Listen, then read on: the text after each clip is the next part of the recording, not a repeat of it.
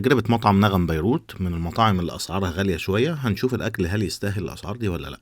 المطعم في بورسعيد جوه سوهو سكوير. المكان ديكوراته ظريفة، العدد بتاعته في الدور الأول اللي فوق وتقدر تشوف البحر من هناك. بيقدم أكل لبناني ومصري كمان.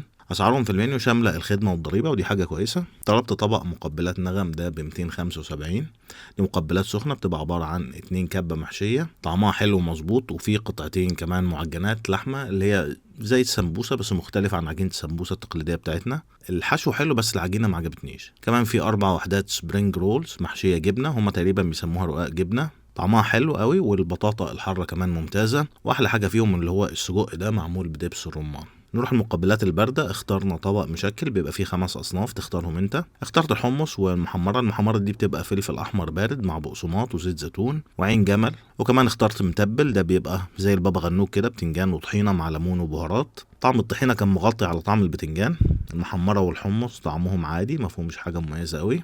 انا اكلت الاصناف دي احلى من كده بكتير في مطاعم تانية. ورق العنب اليالنجي طعمه حلو خطير، والفتوش كمان كان حلو، ويعتبر سلطه خضراء مع عيش محمص ودبس رمان. نروح الاطباق الرئيسيه. ده ميكس جريل نغم، عباره عن كفته فراخ وكفته لحمه، 4 قطع كباب و4 شيش وريشه. للاسف الطبق نزل بارد وطعمه عادي خالص، مفيهوش اي حاجه مميزه. مش من الاصناف اللي اروح لها مخصوص او اطلبها تاني. هو مش وحش الطبق بس مش حاجه مميزه قوي. وكون ان مشاوي تنزل بارده وانت بتاكل في المطعم دي برضو حاجه مش مفهومه. انا بطلب مشاوي دليفري من مطاعم كتير، اوقات بتجيلي سخنه. الطبق ده بينزل معاه 2 من الاصناف الجانبيه انت اللي بتختارهم. انا اخترت رز شرقي بالخلطه مع بطاطس زعتر. البطاطس معموله ويدجز ومفيش طعم زعتر باين بالنسبه لي. هي تقريبا معموله شبه خلطه البطاطا الحاره، كزبره تقريبا وحاجات كده. البطاطس ما كانتش احسن حاجه. الرز الشرقي كان طعمه حلو ومتبهر كويس. طلبنا كمان كوسه بالزبادي، بتبقى كوسه محشيه لحمه مفرومه، بتتقدم مع صوص زبادي. هي المفروض الكوسه بتتحشى الاول لحمه وبعد كده تتشوح في زيت بسيط كده، وبعدها يا اما تتحط في صوص الزبادي على النار،